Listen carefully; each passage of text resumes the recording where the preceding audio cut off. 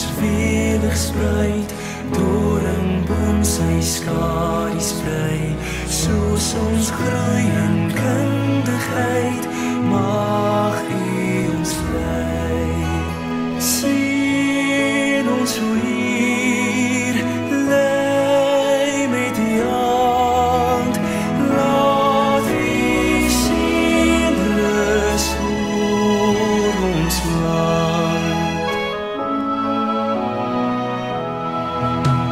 Three strong streams united flow, Africa stands proud and tall. As we learn, we trust, we know God is in control. Bless us, O Lord, guide us with grace. May Northwest be blessed always.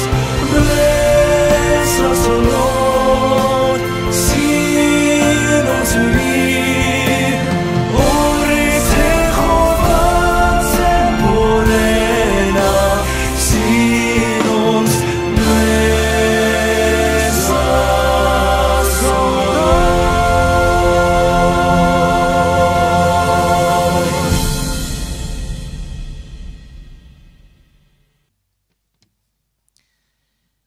Dear ladies and gentlemen, I am Bab Surujlal, the Executive Dean of the Faculty of Economic and Management Sciences. Good evening, Goeienaand, Tapama e Monate, and for our special guests, Hekahele.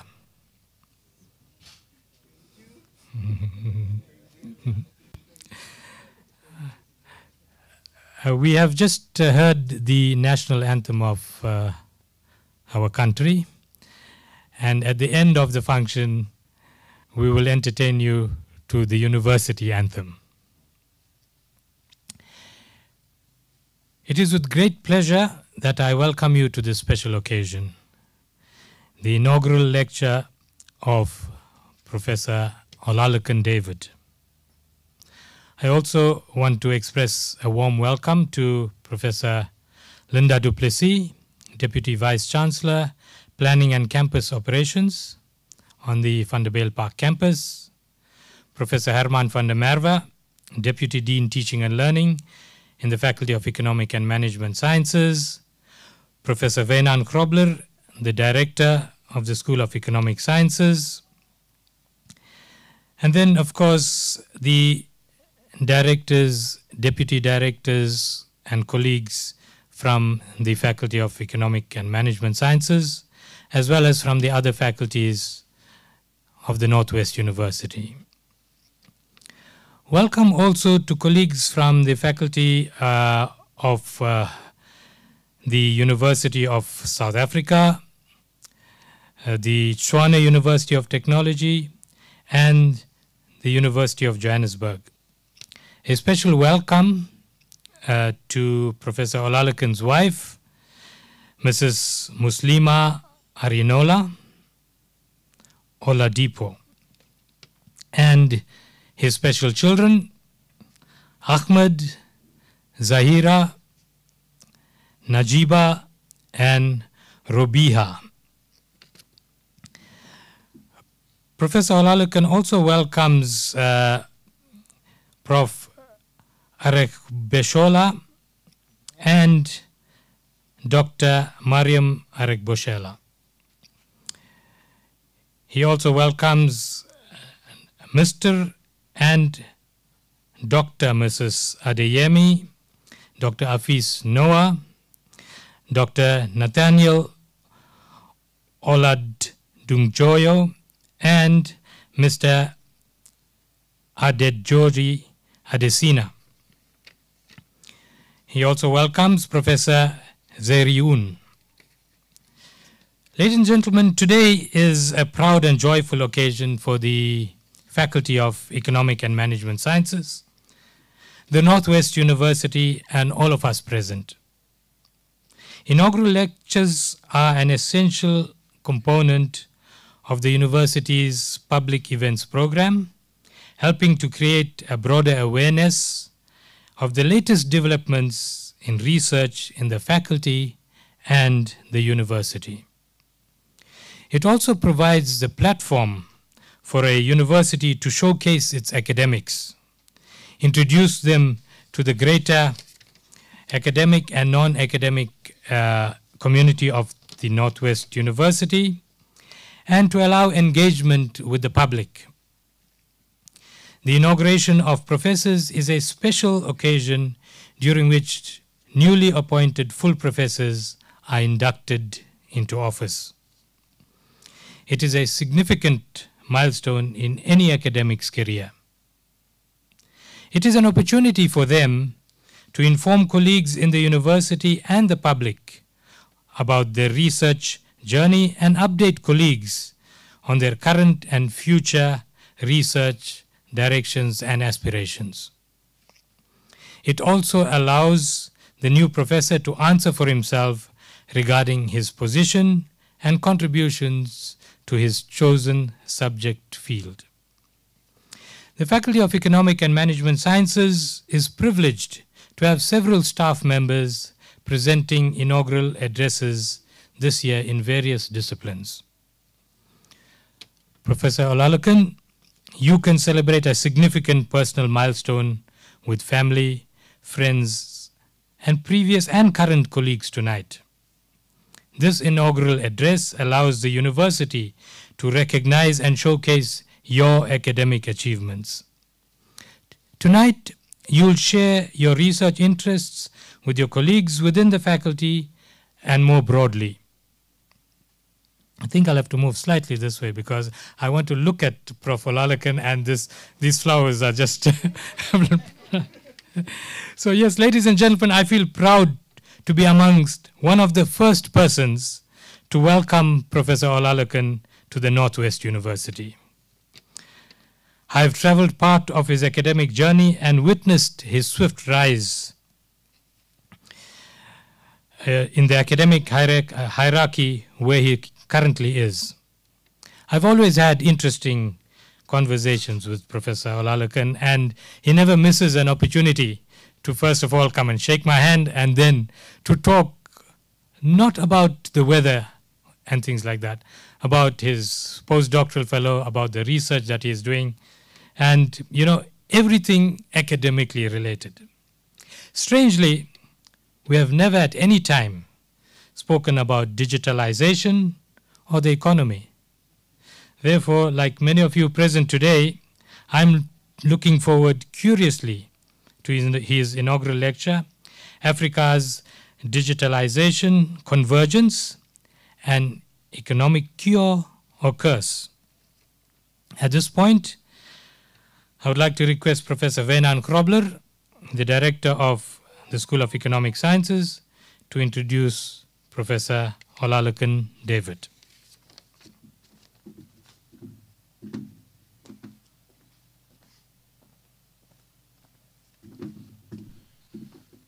Good evening, ladies and gentlemen. It is an honor for me to introduce Olalekan David to you tonight. And maybe just before I start, you can remember the days when I called you David because I thought that was your name, but it was actually your surname. So today I will correct it and correct you and introduce you as Oladipo Olalekan David, which was born into a low-income household in Lagos Island, Lagos State, Nigeria on 5 June 1982. He is the eldest child of his parents, and both parents made valuable contributions to his upbringing. Additionally, his late maternal grandfather pivoted his determination for success at the early stage of his life when he was taught key lifelong lessons about discipline, hard work, and setting achievable targets in one's life. He's married to Mrs. Muslima Arinola Oladipo with 4 kids, and they are his energy source. Olalekan's education started at home where some life skills and knowledge were installed in him. He began his formal education in September 1988 when he was enrolled for primary education at St. Peter's Primary School, Lagos. He completed his primary education in May 1994 and started his secondary education at the Boys Academy Secondary School, Lagos in September 1994, which he completed in July 2000. He proceeded to his tertiary education at the University of Lorin in the northern central of Nigeria in the 2002 academic year, where he studied towards a Bachelor of Science in Economics and completed his degree with second-class honours division in 2006.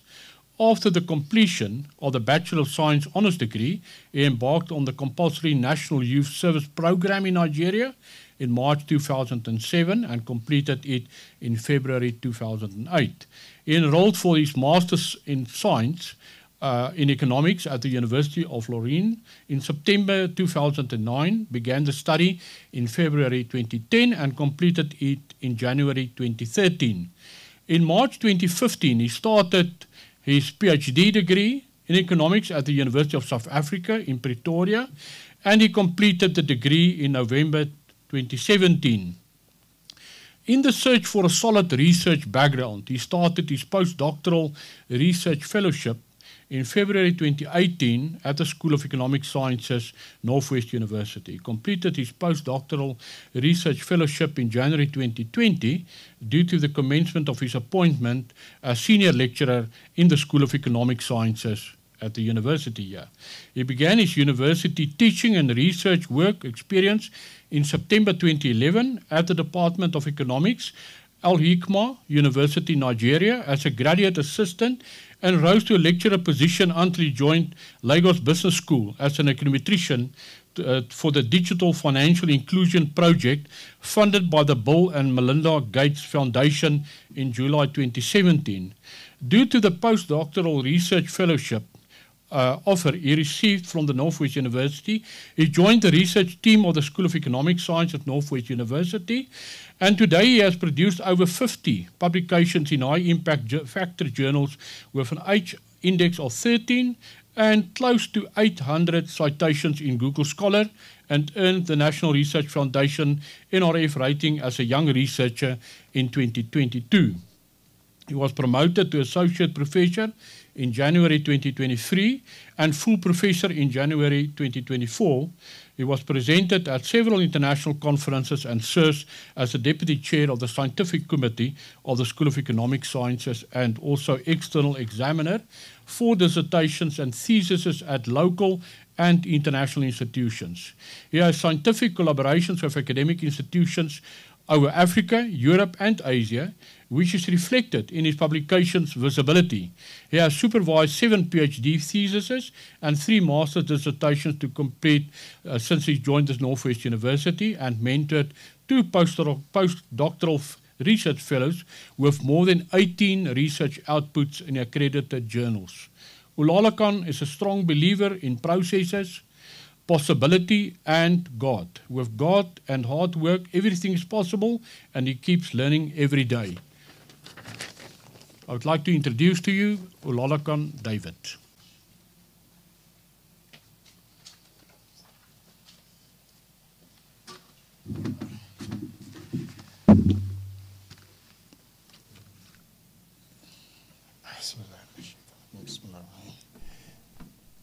Good evening, everyone. Thank you so much. I really appreciate everyone's effort in honoring this invitation. I am nervous and I'm happy at the same time. And I hope I will not be emotional.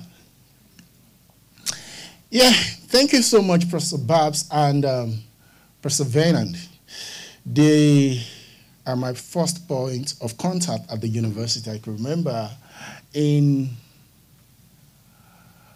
February 2018 when I came to this campus.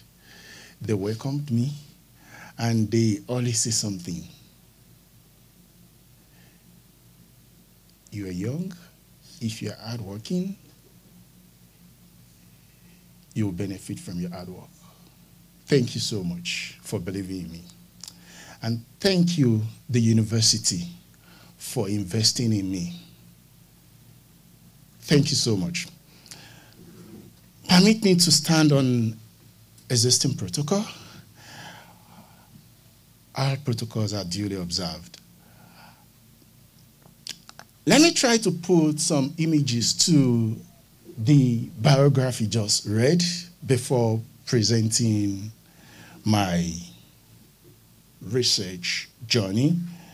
So my research and my presentation will entail this. This is just the layout of my presentations, which I'm not going to delve into. Trust me, I'm not going to take much of your time. This is me. Colleagues do ask me, why do you always put on the native dress? That's the beginning. You can see from the childhood, the same dress I'm putting on now. Then, at about 12, that was my picture. You know, what actually keep motivating me about this picture, if it is possible for me to zoom this picture, there's something written on that picture that says, what else? After meeting one target, I ask myself, what else? Does it mean there's nothing again you can work towards? So, I keep pushing. After this is me. I move into suit and tie. So this is in between. After my National Youth Service, which is compulsory, I started working as a data processing officer. That is where digitalization started popping in, though it has been there, but not in a full-fledged. So I started working with digital technology. Then the third picture, that was me at the Alinkima University as a lecturer. So in the quest for searching for more knowledge, I said, no. I need to do more than what I currently have. I don't need to stop as a master's degree holder. Then I said, I need to get a PhD. And there was this conversation then with my previous vice chancellor. We were doing accreditation. We were seen as the foot soldiers. During the accreditations, we cleaned everything. But when the guests came, it was professors, associate professors, senior lecturer, and others. So I was part of the others. Even I was the one doing the main work, so I was part of the others. And I say, no, I don't want to be part of the others. I want to be part of the main. Then I seek further for my PhD. This is my PhD graduation. On the day of this graduation, you know, you were there. This is one of my mentors. He kept giving me word of hope. Don't give up. After then, I came here. The second and third pictures, they are actually the making of Northwest University. To the university community, I say thank you. Thank you. And thank you again. Because if you don't have belief in me, I won't be given opportunity in the first instance. And I repeat myself, thank you once again. So let me go back to my presentation properly. Digitalization. Why digitalization? As a child, my mom was working with Nigerian Telecommunications Limited as just a common admin worker. which happens to be the gateway of telecom in Nigeria. She was just a typist. And I said, the very first time I visited the organization, I was fascinated with some kind of gadget I made. So this was the logo. Unfortunately, this institution is no longer in existence. That was in the mid-90s, 95, 96, and I said, no, I want to dig deep to what they're actually doing in these NITEL. So in the quest for that, when I started my master's, I said, what my mom was doing then, I want to know more about it. But it wasn't economic related. My supervisor at my master's degree said, there's nothing economic about this. How are you going to make this economics? And I said, don't worry. I will bring out the economics in it. As long as in every sector, there will always be investment. They will always employ people. Investment, employment, these are macroeconomic issues. Then I decided to intertwine it with economic growth. So in the process of reading some economic growth theories, so something struck my mind about growth stages and what are the factors that determines growth. Then I came across the work of Joseph Schumpeter, which talks about theory of innovation, how innovation actually improves growth and development. And I say, no, this is actually a starting point.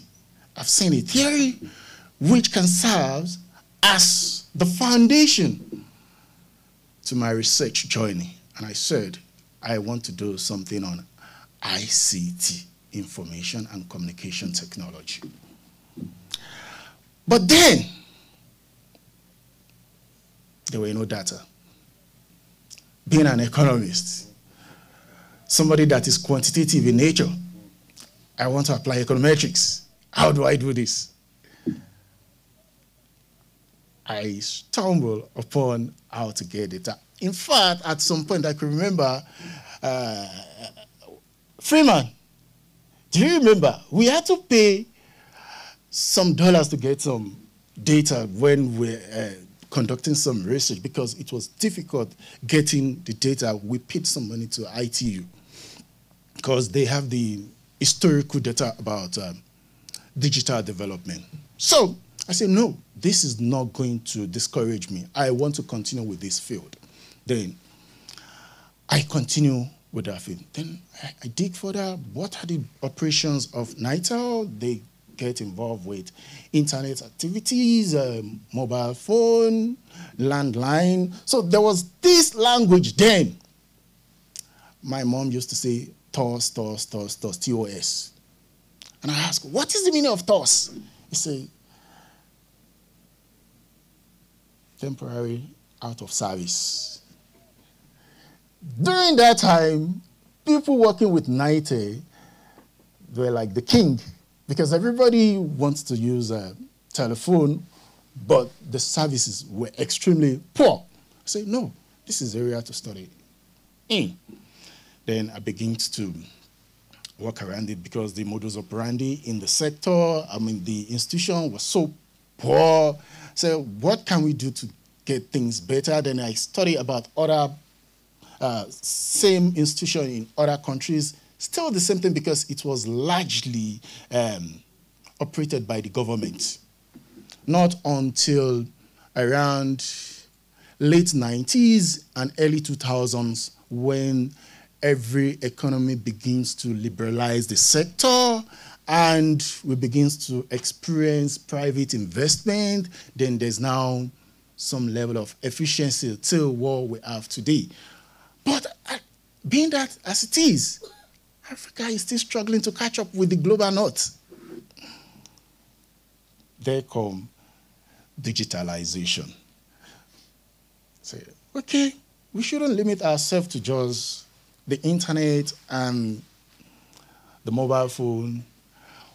What will happen if we have everything encompassed together as a tool? Because at some point when we did some studies, we separated them, we discovered that there could be some kind of relationship, which is some kind of multicollinearity. Andrea, sorry for using that word. Some level of multicollinearity because they have some kind of a relationship. So how do we merge them together? Then I begins to think about how do we see the convergence.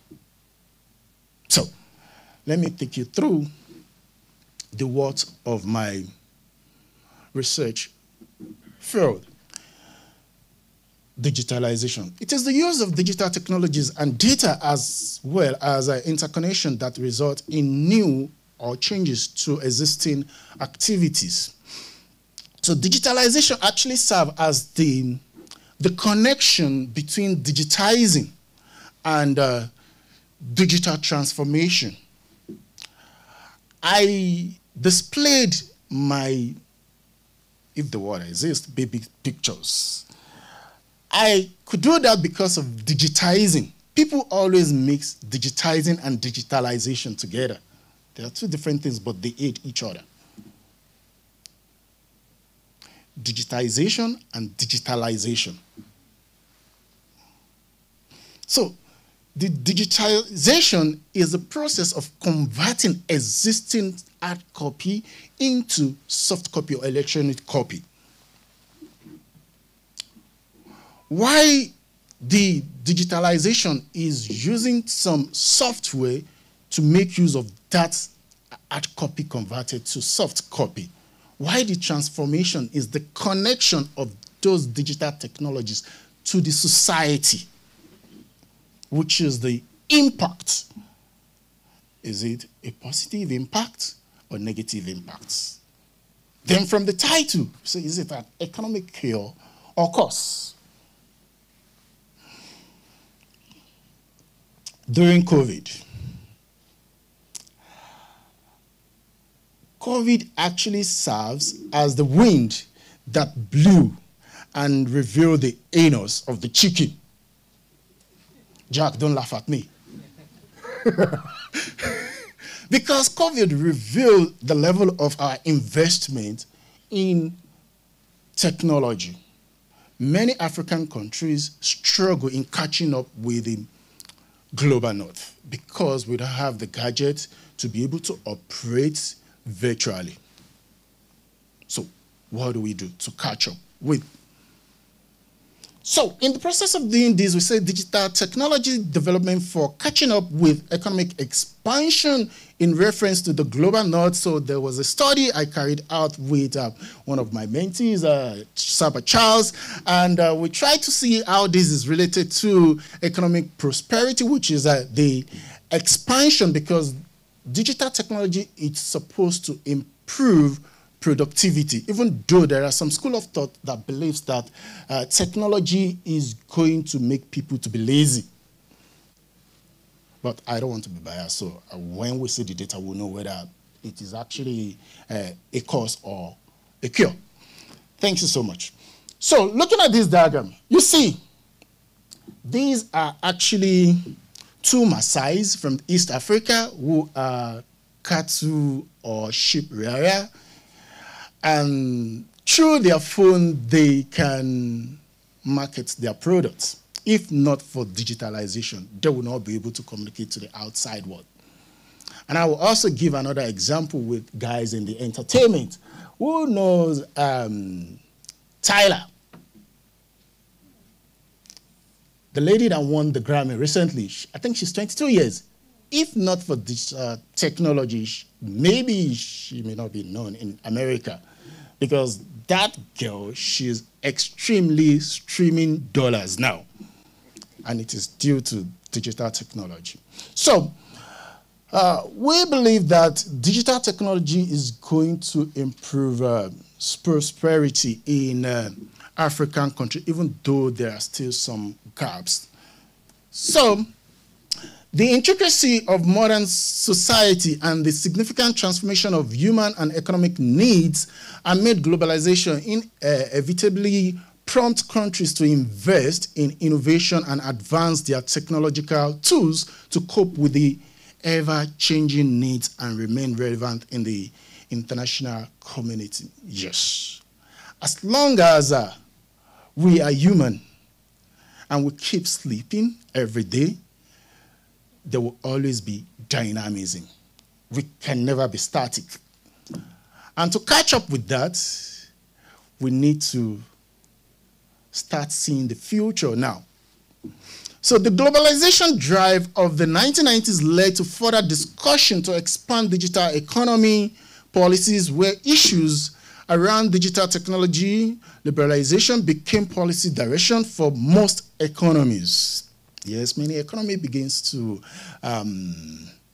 liberalize the sector where there is less government involvement in terms of operations, so government now serves as the regulator. Because when government was playing some key role as one of the operators, it wasn't that efficient. So they are now playing as the referee, not the player in the market. So digitalization assists in closing the gap between the global south and the north in terms of public governance and administration. With the help of digital technology, Japan was able to achieve the same level of growth United States achieved in lesser time. Even though US was able to achieve the same thing what Great Britain achieved in lesser time, but Japan did it even better. It is due to digitalization. So digitalization is here to assist economy to leapfrog the development stages. So one of the scholars in this field has said that digitalization positively influences growth and development, and another one shows that how digitalization has significantly impacts economic performance in China. We all know before now, China happens to be a closed economy, but due to globalization, China opens her economy and invested massively in human capital development, education to be precise, like other Southeast Asian countries, the Asian tigers, and they explore that through technology. I think Chinese products happens to be the cheapest in the world today. And the economy of China happens to be one of the biggest economy in the world. And they were able to do that due to digitalization.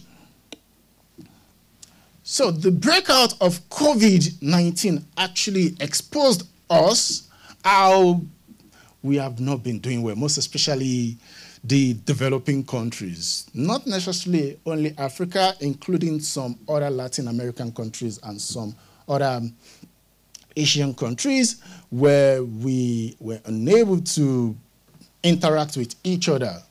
Somebody was telling me that digitalization actually disconnected us more than connecting us.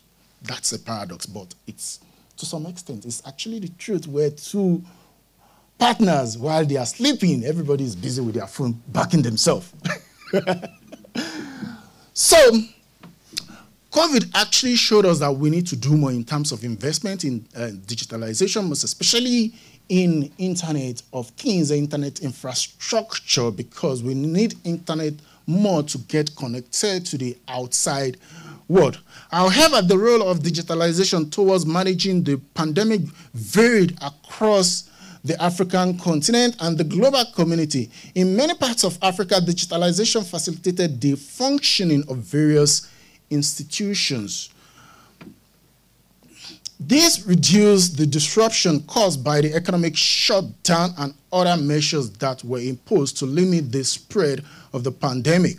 So digitalization facilitated remote working, public service delivery, remote learning, and health awareness. Yes, we did some work to see how digitalization is actually facilitating health outcomes. So the outcomes here, we try to consider the life expectancy, how as digitalization makes people to live longer. So I will show some of the results during the process of this presentation. So this has led to an increase in the deployment of digital technology globally and in Africa. However, the penetration level is still low when compared to other regions of the world. Internet diffusion in Africa stood at 36%, while that of South Asia, which is also a developing region, is at 43%, and that of Latin America, 76%. You can see that of Latin America is like double of that of Africa, which belongs to the same category in terms of development. So regarding mobile telephone penetrations, Sub-Saharan Africa has 84 per 100 users penetration in terms of the diffusions, while the South Asia 85 and Latin America 108. Still more in terms of mobile telephone, because most people do gain access to internet via their telephone. Sorry. The diffusion is still low compared to these two regions. So the GDP per capita, so I'm now trying to show that there's a kind of connection between digitalization and some economic indices like the GDP per capita income. If you check the GDP per capita income of the Africa, is about $3,759 per annum, while that of South Asia is 6,717, and Latin America is 16,336. We are far from them. So maybe if we invested more in technology, we'll gain more access to information. We'll have more in terms of research and innovation, or research and development, and that will boost our economic activities. However, our populations keep rising. So the population of the Sub-Saharan African countries are 660 million. That of Latin America is 660 million. Sub-Saharan Africa 1.46, and South Asia is 1.2. And the GDP in terms of the real GDP for Latin America, it's 5.8 trillion. That of South Asia is 3.7, and Africa is 1.96. You can see we have the biggest population, but the lowest economic worth. And in terms of our ICT penetration, still the lowest. What are we doing? Yes, these days many economies are looking at digital economy. But I decided not to delve more into digital economy because in majority of African economies, most especially where governments still have the say, if we look at digital economy, the investments still like miss along the line. So I delve more into the diffusion. To what extent are people making use of this digital technology in terms of access to internet, mobile telephone, and landline. Even though the penetration of landline keep decreasing, but there are some economies like Mauritius, Seychelles, and South Africa who are still deploying landline massively for business activities. So this data is showing that, yes, there could be some connection between ICT penetration, digitalization, and economic indices like growth, income, health, poverty, food security. However, there are some people who are saying that no, digitalization is actually evil. Like I made an example. You see two partners while they're on bed, everybody's busy with their smartphone. So it's for the fact that ICT is to connect us, still disconnect us the more. So is one of the reasons why the technophobes said, no, ICT is not actually the total messiahs as we've preached. So The rapid advancement of modern technologies is significantly altering our world, prompting various reactions from society and individuals. As these technologies emerge and proliferate, they introduce new opportunities and a promising vision of the future, often being embraced as visionary and transformative. That is the technophilia, which is the technophiles. But the technophobes say no. However, some perceive technologies as a threat to establish norms and behavioral patterns which are essential for our adaptability, leading to negative emotional responses, anxiety, and fears. Thus, new technologies elicit both enthusiasm and comfort, and as well as fear and discomfort. So this ambivalence manifests in two opposing attitudes: the technophobia, which is the rejection and the avoidance of technology, and technophilia, that is the attraction to an enthusiastic adoption of technology. Even me, I'm fond of that, because sometimes my son is so addicted to phone, so I say, like, hey, young man, leave your phone. Even though I'm an advocate of the deployment of technology, however, we need to have some kind of how to reduce the addiction, because it's addictive. Then these two opposing sides comes up with their own argument. And what are these influence on our society? When I have the positive impacts of technology on society and the negative impacts. So the technophile said it speeds and easiness of traveling, it aids education, makes shopping as a free, affordable, and quick. But that is actually killing my wallet when you have access to the marketing. Sometimes you may not need some, but this is on sales because you have access to the market right in your palm. So, safer management of money, equal opportunities, and the technophobes say no. This could lead to depression and other mental health issues. Technology leaves us feeling isolated, even though we're so close to each other, but so distant. Privacy and security, we have issues surrounding data privacy. People, when your data gets into the wrong hand, they may misuse it. Then technology promotes shorter attention span. Sorry. So for the technophobes, so these are few scholars that are blessing that, and the technophiles, yeah, I'm one of them. So I've written some quite number of works which actually projected the technophilia ideology. So some theories supporting these my research. Thank you very much, Esme. You're so wonderful. Don't worry. I'll tell everybody your story here today. Thank you.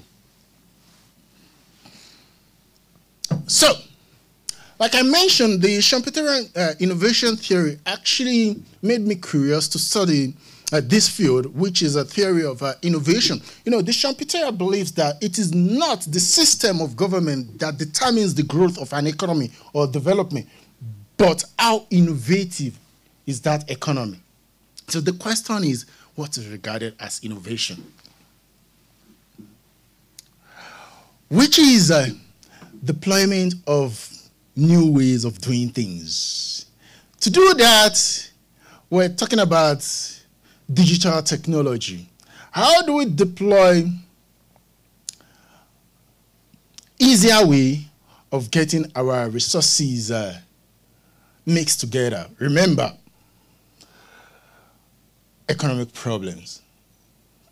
What to produce, how to produce, from to produce, and when to produce. So all those things, how do we deploy innovation in achieving that?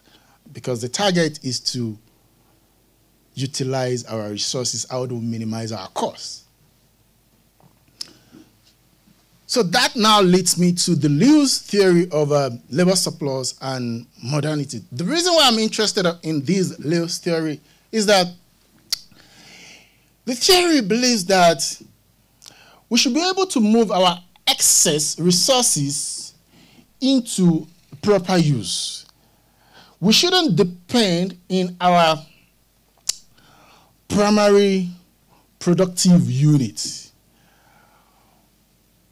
because if we move our resources to modern or the industrial sector, we add more value, which we gain more profit from, and that leads to efficiency. So majority of studies, when they study economic growth, they tend to look at, okay, the real GDP or the income, but what happens to the diversity of the economy? That's what interests me. To what extent have you moved from a traditional sector to a modern sector? And what is that modern sector? The tech sector. And the Solow and Swan, which is a neoclassical growth theory. This is where the theory is now fully fledged. Then we can now incorporate it into growth or economic development. That said, it is not only the traditional factors, which is labor and capital, that determines the growth of a nation, but also technological improvement. So the question now is this: what is technological improvements? New methods.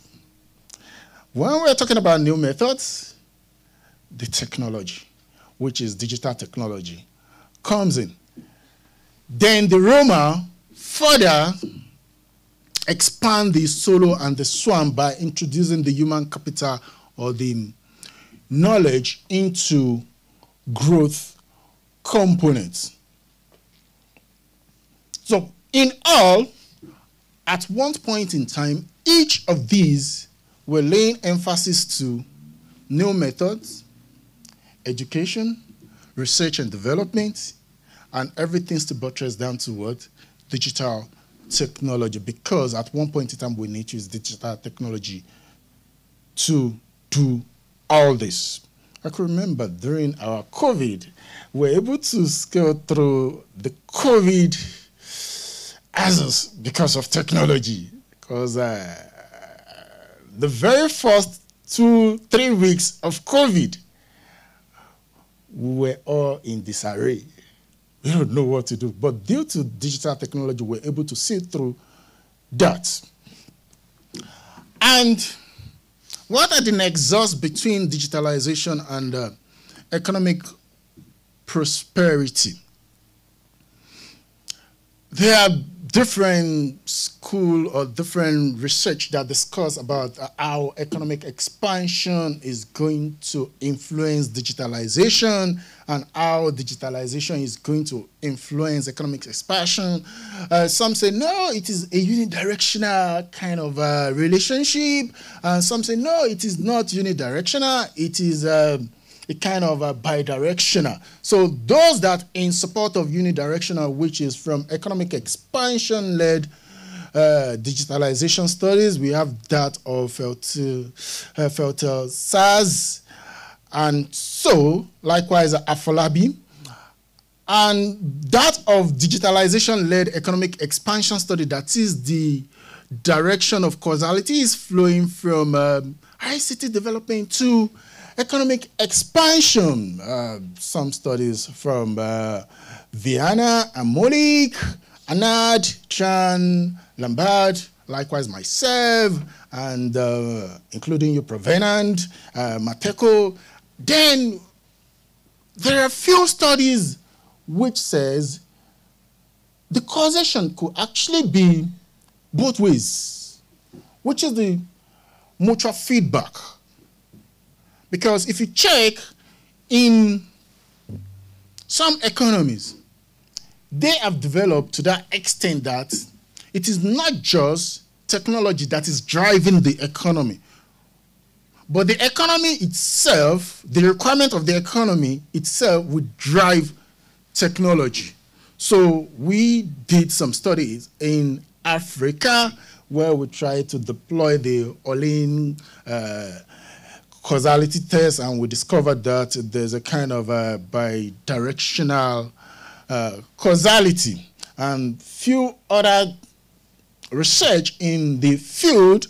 So some said the relationship between digitalization and economic expansion as established by earlier studies, and these studies are similar related studies that have attempted to understand and uncover how digitalization could improve the quality of living, because this economic expansion, the target is to improve the welfare of the state. Because if the technology is driving the economics, what is the economics? It must affect us. Either through our poverty level, like in Africa, our health status, probably like feeding, which is food security.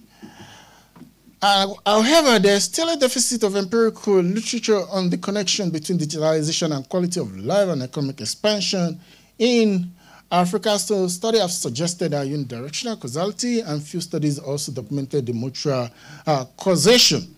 Without delving much into that, then let me speak in detail of the solo and swarm model, because I so much cherish these theoretical framework, because it serves as a kind of upgrade to the previous theory, that of the Schumpeter, the Lewis. Then the solo and swarm try to quantify this factor by using the Cobb-Douglas production function. The Cobb-Douglas production function laid that labor and capital determines output. Output is a measure for growth. But the solo and swarm say it is not just output, but technology also plays some role, which is important.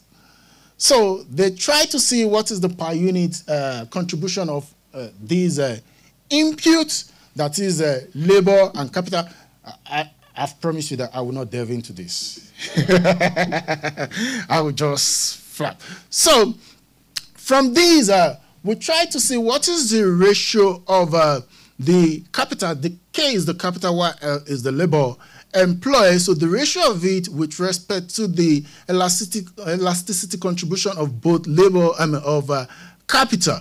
So we try to fuse that. Then we have K as a function of the ratio of capital to labor with respect to a common elasticity, which is 1 minus the alpha multiplied by the Q. And what is the Q? Which is the output. So we usually measure the Q as the real output, but I'm not going to be using real output because it's not a true measure of growth, in most especially in Africa, because most of the growth we're experiencing in Africa, the product is being produced here, but the money is not here. So I'm trying to see how we can see the diversity of our outputs. So continue with that. So if we're to measure our growth in terms of weight, we try to take the natural log of that, and taking the differential of that, we have this equation 10. Just see it as it is. So the dot on top simply means it is in growth level, while the alpha in front of the K is the elasticity, which is measuring if the capital is changing, to what extent will the output will be changing. Likewise, the labor, if the 1 minus alpha is changing. Remember, the sum of alpha and 1 minus alpha is supposed to equal to 1, because it is believed that they share some kind of a constant returns to scale.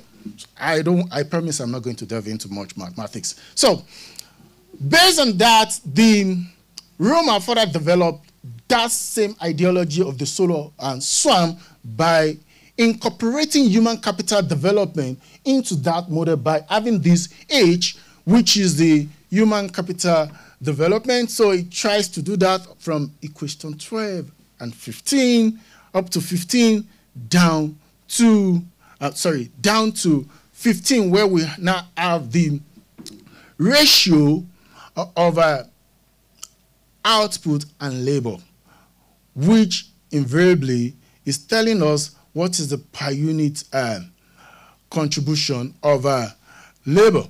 So then, in the process of doing my works, because I use mostly time series data, and as well try to bring this from different economies, where I try as much as possible to see how the characteristics of different economy, how are they interwoven, most especially in Africa. So I did some work with the whole of Africa, the SADC region, the West African region, which is my constituency, because my first research in this area was actually investment in telecommunication in Nigeria. So in the process, I discovered that looking at the investment is like looking at it from the supply side, which most times doesn't have much effect, because when you invest, there's a kind of loss of money in the process. But so which one actually gets to the people, which is the what? The demand side. So in the process of that work, I try to check, is there any kind of long-run relationship between these variables? That is, now I now streamline the variables into two: economic growth development, which is like the economic expansion, and digitalization index. The previous studies actually captures digitalization either from ICT, internet penetration, or mobile phone penetration, or only landline. But it's not capturing the whole thing. That is where convergence, forming an index, comes in.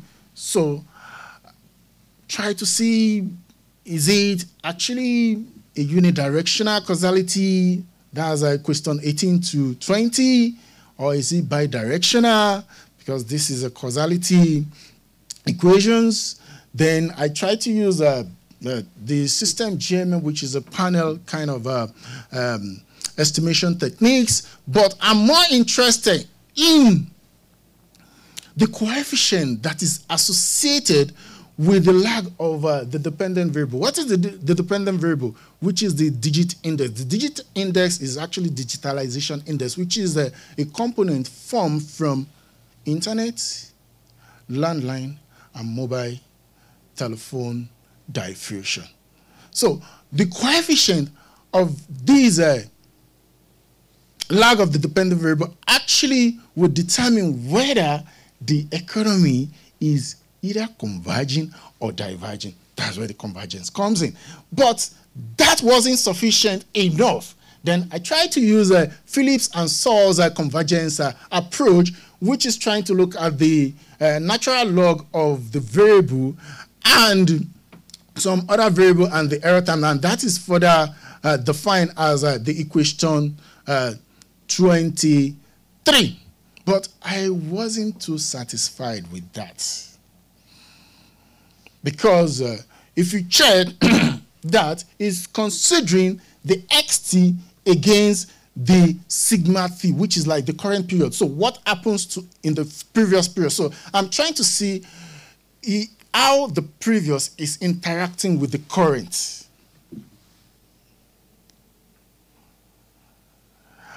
If you check, the GMM is actually talking about the dynamism, that is the current and the previous, still not satisfied, because it's still the same digitalization. So then there are other variables. There will always be human being influence. If you're considering only the target variable, which is digitalization, what happens to other variables that you cannot control? Then I say, no, I need to use weighted index number. And I use weighted index number to form some kind of convergence. So there are three areas or three measures that have been deployed for index number. We have the Laspeyres, the Pache, and the Evan-Fisher. Still not satisfied with three of them, because one is using the previous period as a weight, one is using the current period, and the other one is saying, no, I'm using the joint, both of them. But the question is, the period you were choosing, how are you so certain that will have a greater influence? Then I came up with my own measure, which is having the average value of that width attached against the target variable over a period of time. But the base period, which is the reference period, will be determined by some certain event that could have happened. So in this case, I still reference 2020 as a reference point because that is the year where we in Africa, we see the need to invest massively in digital technology. Yes, I know, Andre, you want to see the next slide. Because I could see you adjusting. So, this is the Laspaye. The Laspaye believes that if the coefficient is more than 100, there's a kind of improvement in terms of the variable of interest. More than 100 is a form of convergence. If it is less than 100, it is not converging. Likewise, the Pache. The only difference between these two is that for the Laspaye, you can see the weighted, which is W, is W0. I'm sorry, Professor Lucius, I don't know what is wrong with the projector, that it's blurry. I'm sorry.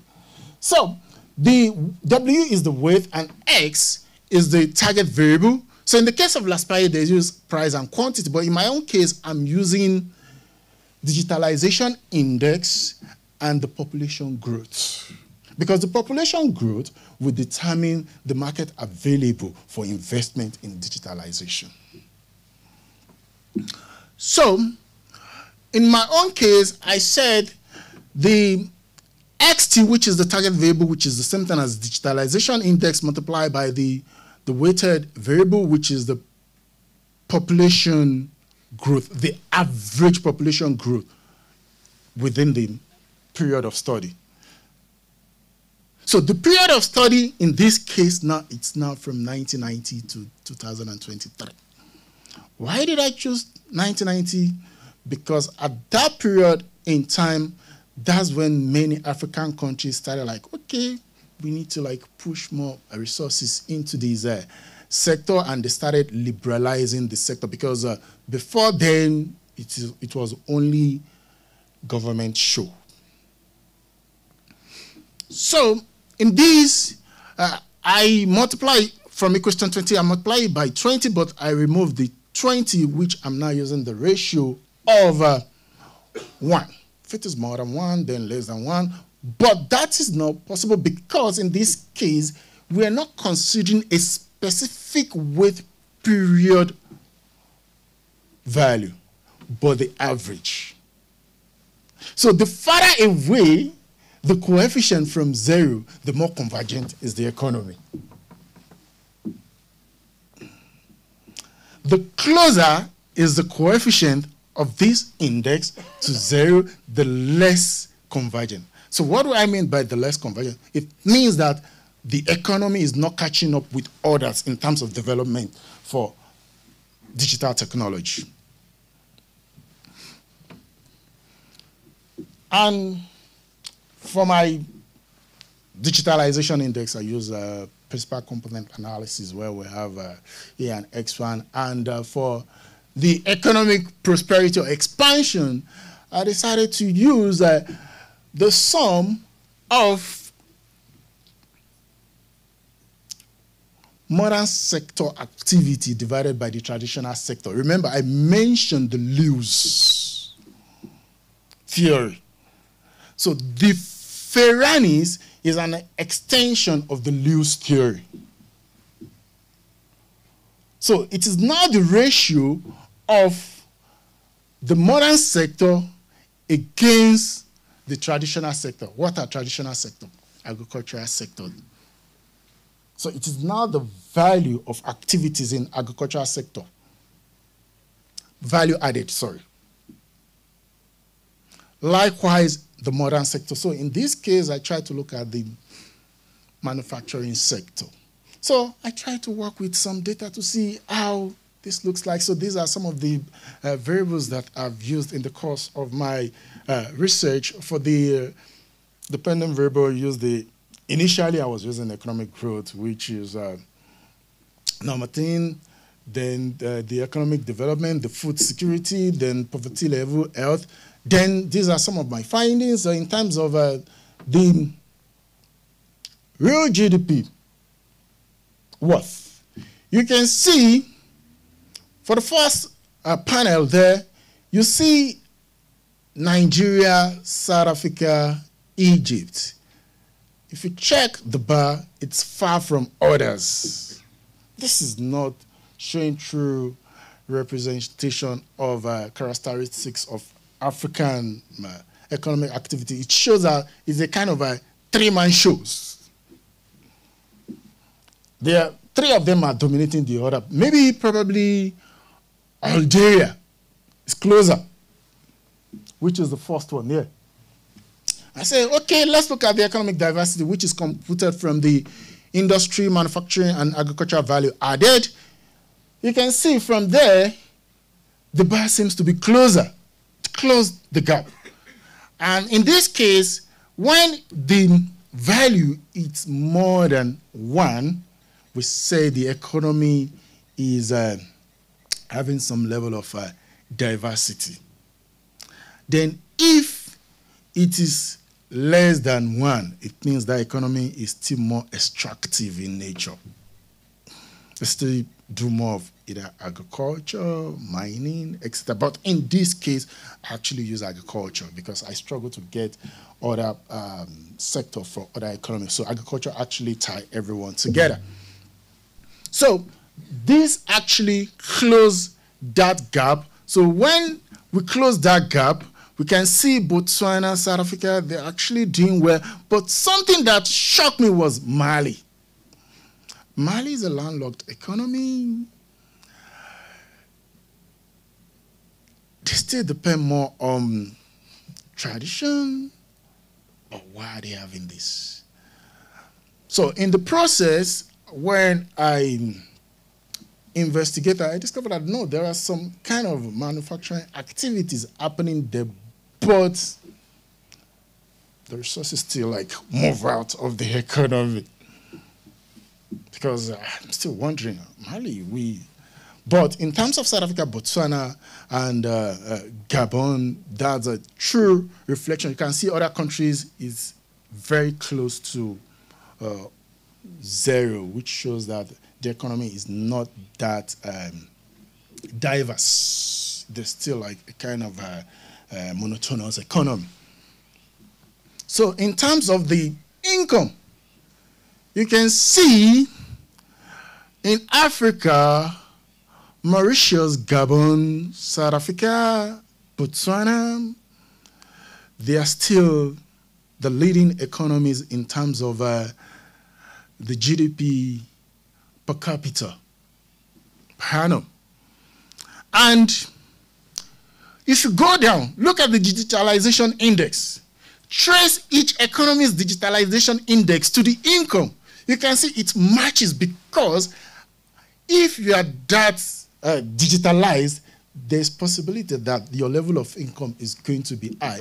Those with shorter bars of GDP per capita trace it to their digitalization level. So there's a kind of positive correlation between digitalization and the level of income, which is now telling us digitalization convergence. Is it actually a pain or a gain in Africa? Is it a pain or gain?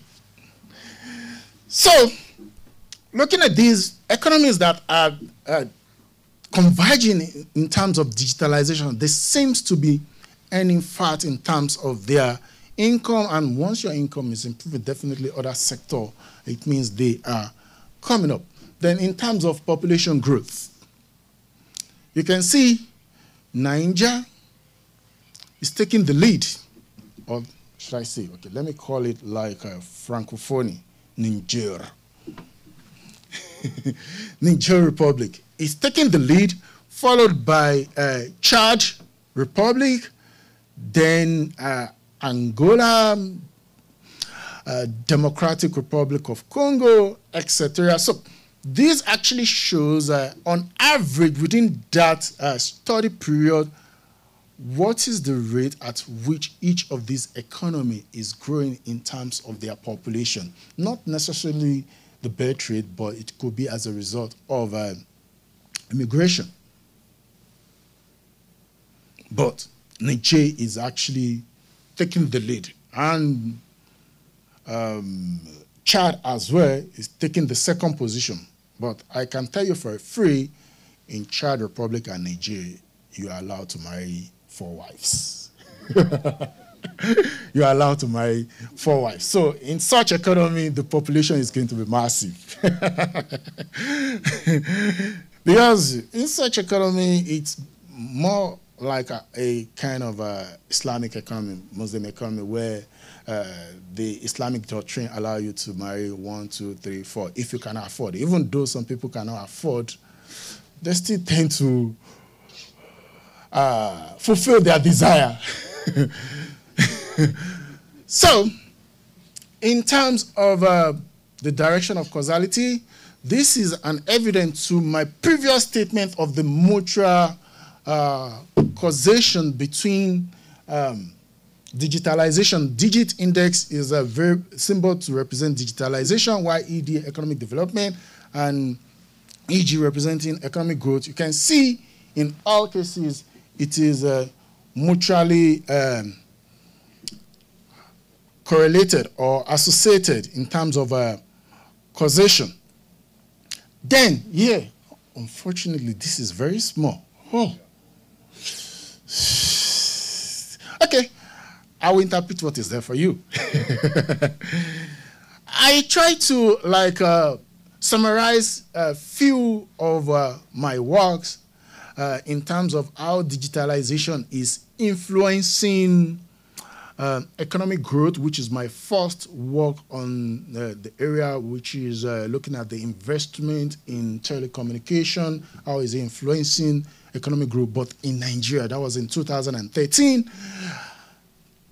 And the second one is how economic growth is influencing, how digitalization is influencing economic growth, but in Africa now. So the quest before, I used investment, which is like the supply side of the discussion, but I'm now trying to look at it from the demand side, which is the penetration and which is the diffusion, but not just a single country, but the whole of African countries. So in this study, I think I use about 46 African countries.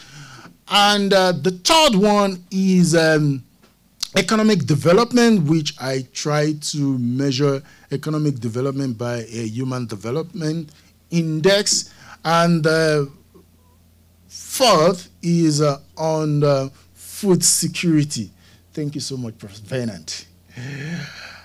He actually introduced me to food security. I wasn't interested in the first instance. I said, no, this is area we can actually marry them together. But trust me, it has been a good union. Thank you so much. So on food security, we look at how ICT has been able to improve food production. Then there's another one we did on ICT diffusion, which is digitalization and poverty in Zimbabwe. And the last one is on health outcomes. But in summary, this result shows, I try to partition, because there are several estimations, but I try to make it in such a way that I have the dynamic models and the static model. But in all, for both dynamic and static model, there's a consistency in terms of the connection between digitalization and all these indicators, either economic growth, development, food security, health outcomes, etc. There is a positive relationship which is validating that digitalization convergence is actually a cure to economic activities in Africa, not a cause. Though there are some exceptions. There are some exceptions because there are situations whereby some economies still struggling in catching up, where some economies seems to be advanced more than the other. There's some situation whereby digitalization actually creates further digital divide. Because I know some economies where the government still regulates them massively. So both situations, these are some of my works, my work of 2013, 2019, 2022, and 2023. And in terms of a straight line, I try to look at a straight line which showing what is the relationship between them. Is it positive or negative? Even though the estimation show that there's a kind of positive relationship, so it's a kill. However, let's see how some line looks like. So you can see this is economic growth in the red line and economic development in blue, while digitalization index is showing some kind of positive relationship, even though economic growth is actually related to digitalization in lesser proportion compared to economic development. So economic development responds faster than economic growth. So, and in terms of the convergence, so this is so interesting. So when I was looking at these, remember the index I created the other time. So I tried to examine this with some data in Africa, and I discovered, the closer is this diagram to the circle, it shows how convergent is the economy. So, but the closer to the center, it shows it is not converging. And you can see Niger is actually the one closest to the center. Likewise, country like Zambia, and as well country like Chad, Burundi. But there's one quality that is common amongst these countries. There seems to be landlocked economy. People tend to, there's no massive investment in terms of digital technology, because to get fibers across to this economy seems to be difficult, and that is affecting their digitalization. Like I mentioned, Nigeria is like a desert, landlocked with few countries. Burundi, it's one East African country. So the countries along the coastal line seems to be more digitalized than the interlands. Even when investors want to invest, they consider the cost of getting the infrastructure into these interland economies. So it's quite expensive. And coupled with these are small economies. So they try to look at, okay, what is the population growth? What will I be achieving if I have to stick this much? And to show further how each of these African economies is converging in terms of their digitalization, you can see the darker this is, it shows how convergent is that economy. So you can see in this spot here, even though it is not clear, that's Mauritius. It's one small island and is the most digitalized economy in Africa. Yes, it's a very small economy. Professor Babs, thank you for taking us there 2 years ago. So, maybe because the economy is so small in terms of the convergence of these technology, it's higher there, followed by a country like Tunisia, and South Africa is taking the third place. Considering the massive population of South Africa, I still consider South Africa to be ahead of them because they don't share the same kind of population as South Africa. So for you to manage such huge population, it's kudos to South Africa. So though this is not evidence-based, so I still see South Africa as the most digitalized. So, and the least digitalized is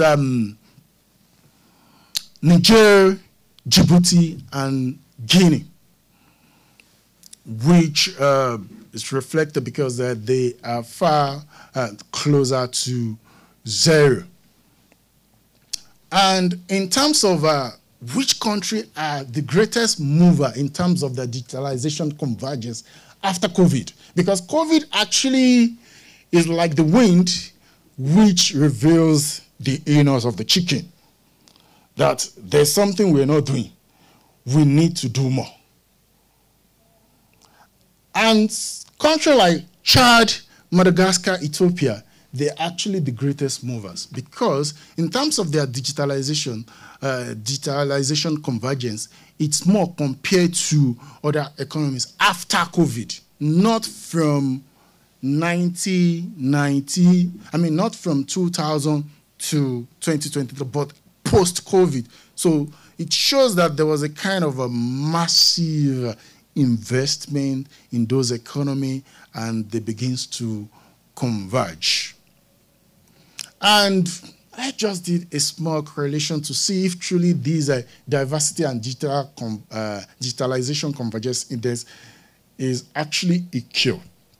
And this reveals that there's a positive relationship between digitalization convergence index and economic diversity, which shows that if there's an increase in digitalization convergence, definitely the diversity of the economy will increase. What that simply means is that the economy, African economies now, will move from a traditional sector to a modern sector, that is moving from just mere agrarian society to a kind of manufacturing society, even though majority of African economies are still more of extractive in nature.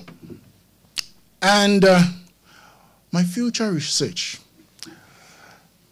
going forward, I'm trying to look at how as digitalization improves our institutional quality in terms of governance, corruption, justice system, then how digitalization has improved our environment and making it to be sustainable, not just improving the environment for a short period, but for a longer period. And lastly, how it is affecting small businesses, because without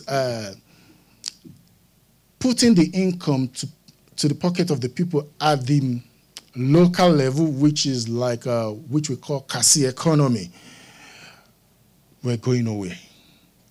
So we need to see how we can use digitalization to improve Kasi economy.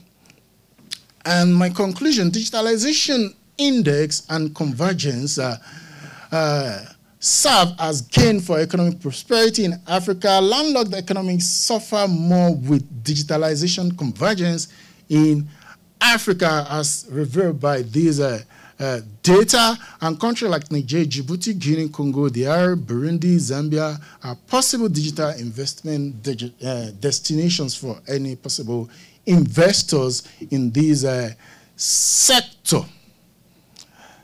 Thank you. And without mentioning this, I will not be here. So I would like to thank every one of you for honoring this invitation today to come and be part of my journey. Yes, the journey, yes, it was lonely, but I have people with me now. I have people with me now, and I'm happy that everyone is here today. And thanking everyone for being part of this journey. First of all, I would thank my parents, Mrs. Ayodele and Mr. Florenshaw David, which are my parents, and my wife, which I called Iyawomi. I know you'll be asking what's the meaning of Iyawomi. Iyawomi simply means my wife. I know somebody will say, you're not even romantic. Maybe researchers are like that. So thank you so much for tolerating supporting. I know sometimes I used to be very crazy. Yes. Thank you for tolerating me. And for my kids, yeah, sometimes when I was about to get things on and they are not pulling along, I have to force them to be pulled along. So thank you also for being with me. Thank you.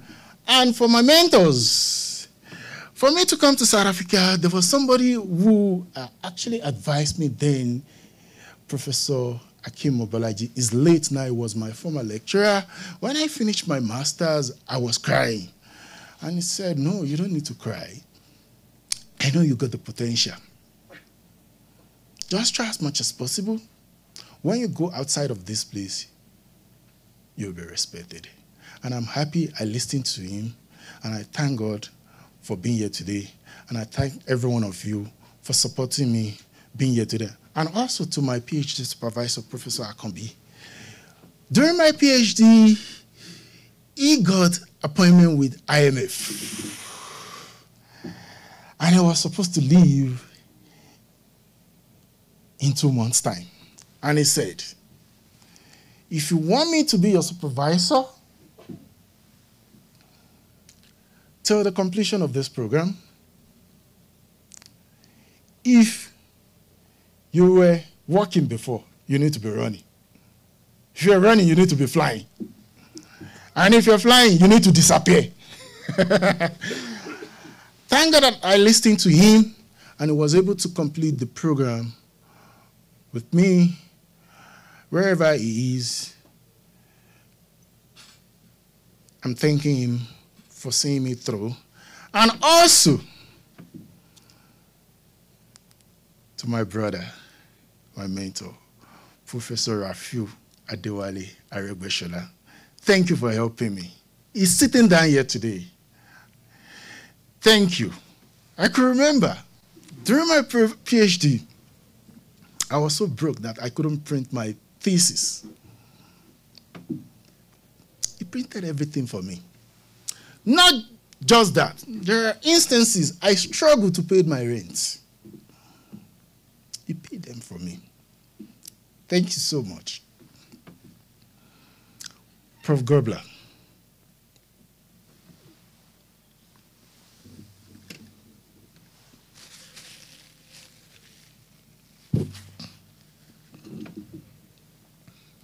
Thank you.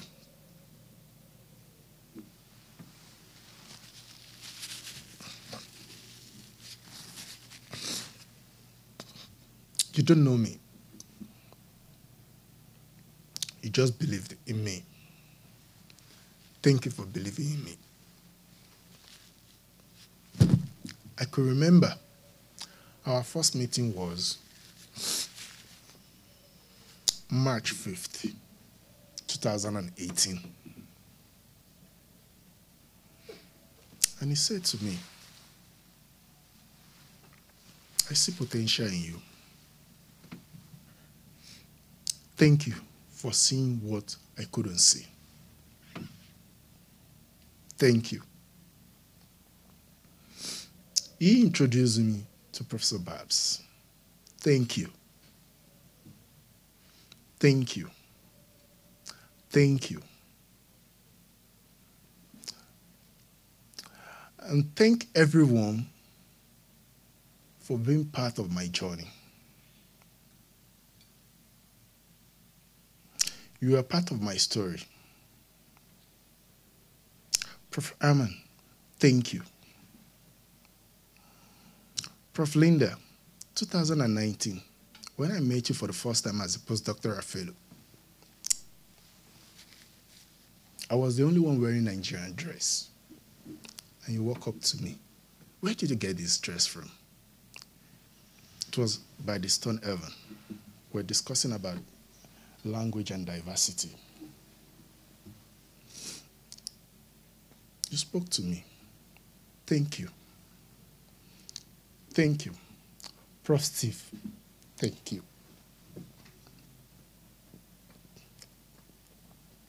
My very first contact with people at me,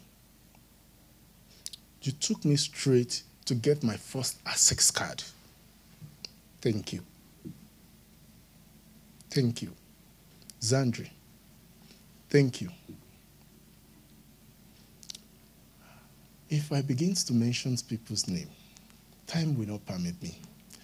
Every one of you, you are part of the story. There's this saying that if there is no story, there won't be glory. Thank you for being part of my story, and thank you for sharing my glory with me today.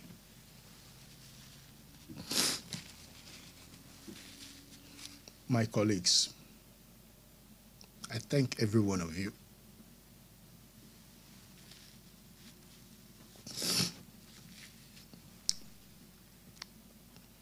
Even when I came on board, I don't have anyone, but you don't make me to miss home.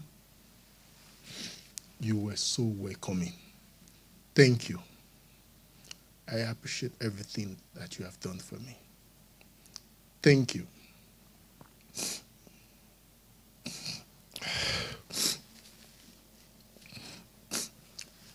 Both the academic and the non-academic colleagues.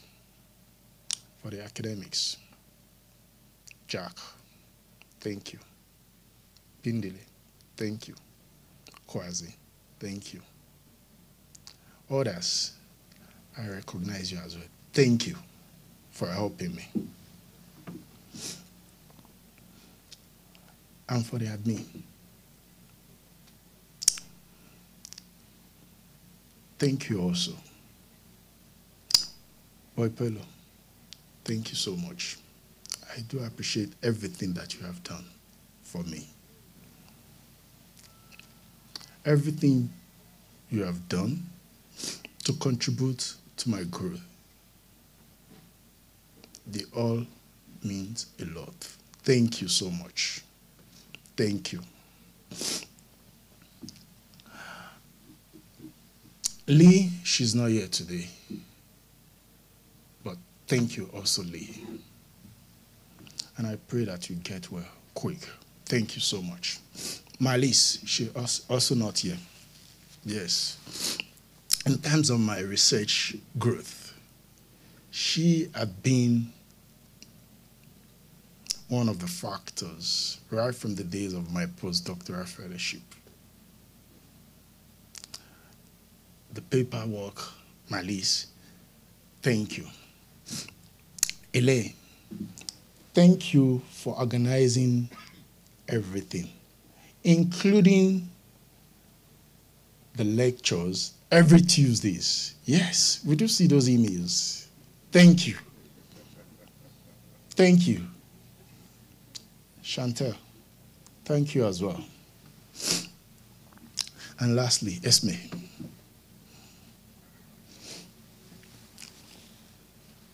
I never planned for this year. Because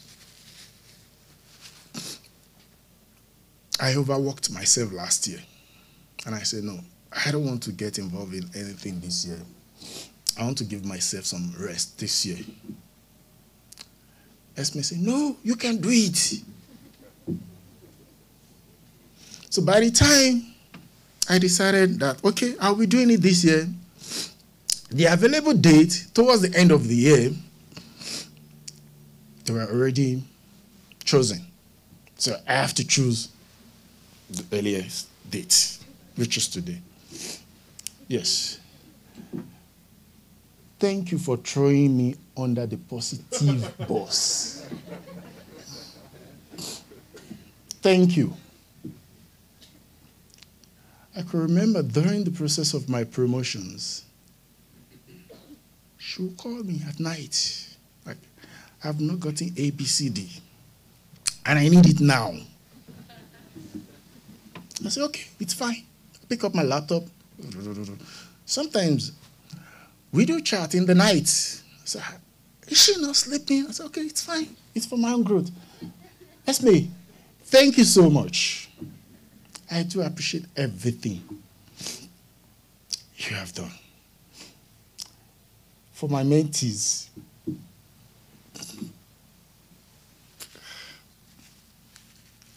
I won't be here today because some of you pushed me. Even when I don't know anything. You said, no, there's this new thing. Then I will start reading. Some of them are here.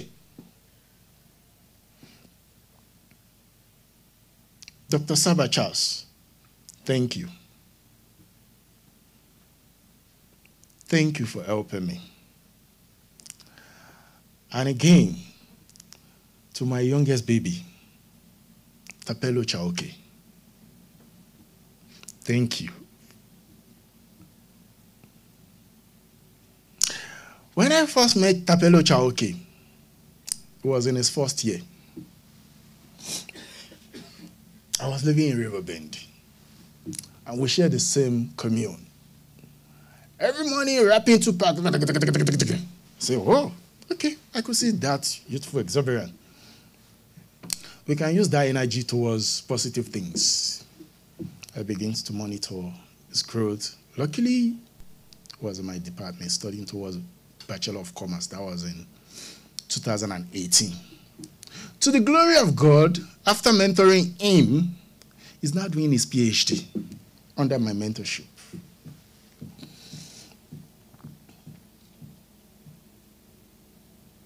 And while he's doing his PhD, he already got 2 papers accepted for presentation in conferences. And also to my students, those that are here, those that are not here, Freeman Mateko, thank you. Thank you. And I'm happy that you're making me proud at the University of Johannesburg. Thank you.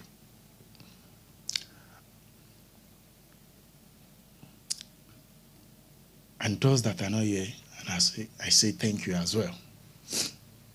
To my friends.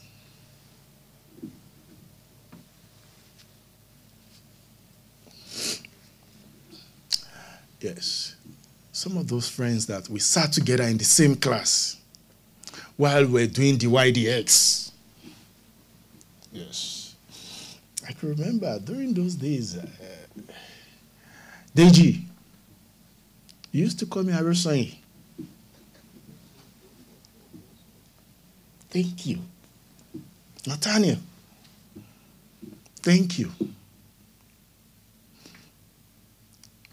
We shared the same class.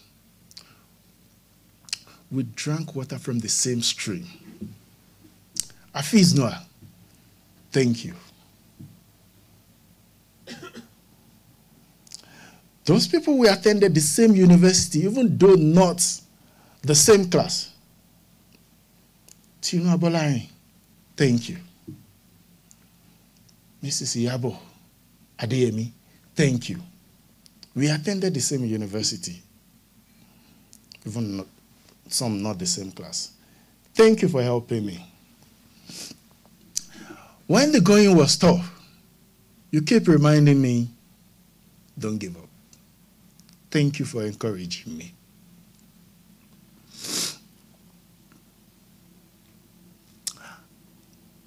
And to my university, where I did my first degree and second degree.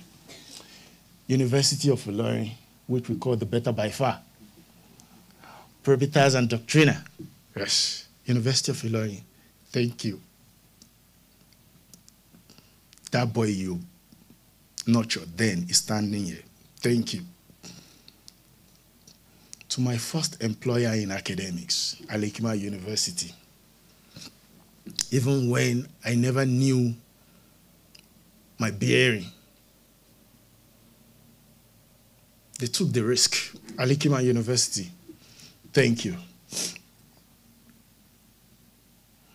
University of South Africa, they provided me some funding to do my PhD. I've never gotten bursary my entire life. University of South Africa gave me that opportunity. They paid for my PhD, both the research and the tuition. Thank you, University of South Africa. And lastly, my current home, Northwest University. every one of you here, you contributed to this success. Thank you so much, every one of you, every member of the Northwest University's family. Thank you so much. I've discussed more about, at the beginning, the root. This is the fruit. So people said there's a kind of connection between the root and the fruit.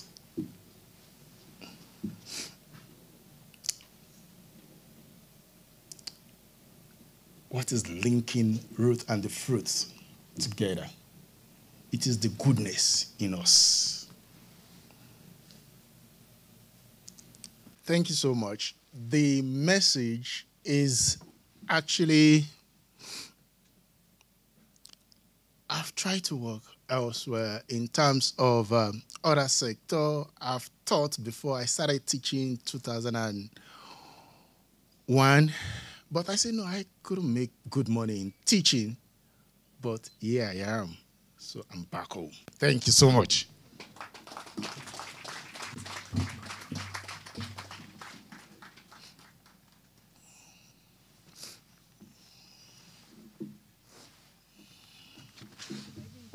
Maybe you stand this side. Okay, thank you so much. Oh, good evening, colleagues. About a month ago, Prof.